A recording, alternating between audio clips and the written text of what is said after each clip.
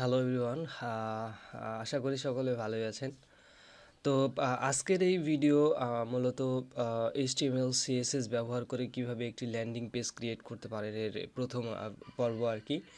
আহ, তো আমি আপনাদেরকে কমপ্লিট গাইড দিব যে কিভাবে আপনি HTML CSS অর্থাৎ কোডিং করে একটি কমপ্লিট ল্যান্ডিং পেজ ক্রিয়েট করবেন। তো মূলত এই ভিডিওটা একটা ভিডিওতে সবগুলো সম্ভব না, তো আমি ডে বাই ডে ভিডিও নিয়ে আসব এবং এই ভিডিওগুলো শুধুমাত্র যারা আমার স্টুডেন্ট রয়েছেন, যারা আমার সাথে কাজ করছেন বা কাজ করতে আগ্রহী হচ্ছেন, শুধুমাত্র তাদের জন্য। যারা বাইরে কাজ করবেন তাদের জন্য না, বাট আপনারা এই ভিডিওটা দেখলে শিখে নিতে পারবেন। সো এখানে আমি আপনাকে আমার সাথে কাজ করতে হলে আপনাকে HTML জানতে হবে, CSS জানতে হবে। এই বেসিক নলেজ থাকলেই হবে, বাট অ্যাডভান্স লেভেলের যে কাজগুলো সেগুলো আমি কমপ্লিট করে দেব। তো এই HTML CSS ব্যবহার করে আমি কিছু অ্যাডভান্স লেভেলের কোড দিব, সেইখানে আপনাকে এই বেসিক কোডগুলো করে কাজগুলো, সিম্পল কাজগুলো আপনাকে করে নিতে হবে। It's very simple. তো প্রথমে আমাদেরকে এটা জানতে হবে যে ল্যান্ডিং পেজ কী। তো ল্যান্ডিং পেজ বলতে গেলে একটি ফোল্ডার বা একটি পেজ যেখানে আমরা আমাদের কার্যক্রমগুলো আমাদের প্রয়োজন মতো আমরা যে কোনো কাজগুলোকে স্টোর করতে পারি বা অন্যের কাছে ভিজিবল করতে পারি।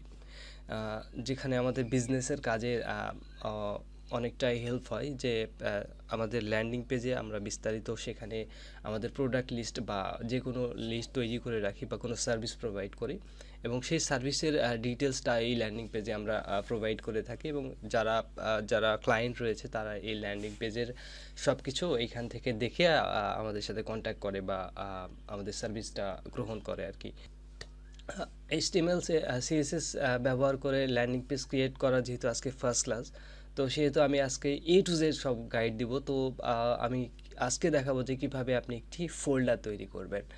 তো যেহেতু আমরা কম্পিউটারে আছি, সেহেতু কম্পিউটারে আমি ফোল্ডার তৈরি করা দেখাবো। তো অনেকের মনে এটা জাগতে পারে যে কী ব্যাপার, ফোল্ডার তৈরি যে কেউ করতে পারে, বাট আমার পারসেপশনটা এটা হচ্ছে যে অ্যাকচুয়ালি আমি A to Z গাইড দেবো। যারা একদম বেসিক লেভেল কোনো কাজ জানে না তারাও এটা করতে পারবে। তো প্রথমে আমরা একটি দিস পিসিতে গিয়ে আমি একটা ফোল্ডার ওপেন করে নিয়েছি এবং এখানে একটি ফোল্ডার ক্রিয়েট করে দেখাবো। তো এখানে আমি মাউসের কার্সারের ডান বাটনে প্রেস করব, ক্লিক করব, তারপরে আমি নিউ অপশনটা মাউস নিয়ে যাবো এবং সাইডে দেখতে পাচ্ছেন শর্টকাট অপশন আসছে অনেকগুলো। তো এইখানে আমি দেখতে পাচ্ছি ফোল্ডার আছে, ফোল্ডারে ক্লিক করব। যখন আপনি ফোল্ডারে ক্লিক করবেন তখন একটি নিউ ফোল্ডার হিসেবে একটি ফোল্ডার তৈরি হবে, বাট এখানে রিনেমটা আপনাকে করতে হবে। তো যে রিনেমটা থাকবে সেটা দিলে হবে না, যেগুলো আমি আপনাকে বলবো যে যে হচ্ছে এই ফোল্ডারের নাম কি হবে সেটা আপনাকে নির্ধারণ করে নিতে হবে। তো ফর এক্সাম্পল আমি আমার নামটাই দিয়ে দিচ্ছি।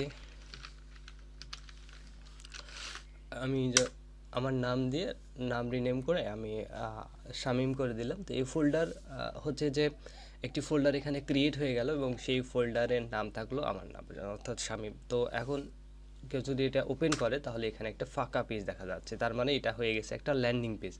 তার মানে এই ফোল্ডারের মধ্যে আমি একটি ফোল্ডার তৈরি করেছি যেটা আমার নাম দিয়ে, যার নামটা হচ্ছে শামীম। এখন যদি কেউ এই ফোল্ডারটা ওপেন করে তাহলে আমি এই ফোল্ডারে যা ডিজাইন করব, যা কিছু করব আর কি, সকল ক্লায়েন্ট এসে এই জায়গাটা দেখতে পারবে।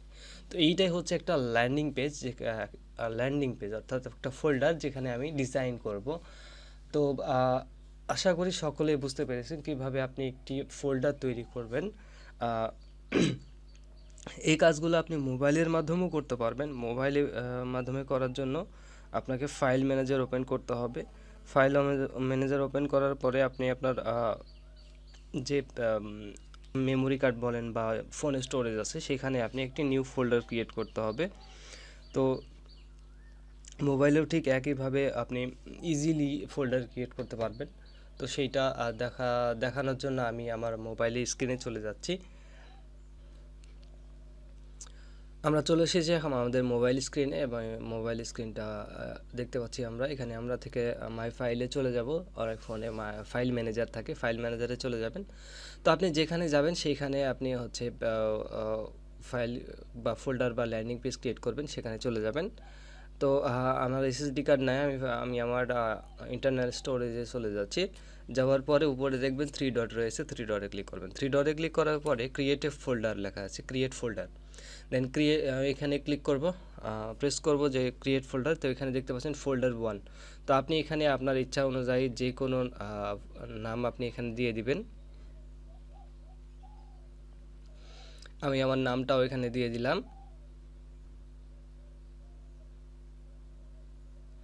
নামটা দেওয়ার পরে দেখতে পাচ্ছেন এখানে শামিম লেখা আছে, নতুন তাই নিউ এন একটা আইকন দেওয়া আছে। যখন আমি এটা ওপেন করব তখন কিন্তু আমার ফাইলটা ব্ল্যাঙ্ক দেখাবে, অর্থাৎ এখানে কিছুই নাই। সো তার মানে এটাই হচ্ছে যে আপনি কিভাবে শিখে গেলেন যে আপনি মোবাইল দিয়ে এবং কম্পিউটার দিয়ে কিভাবে একটি ফোল্ডার ক্রিয়েট করবেন।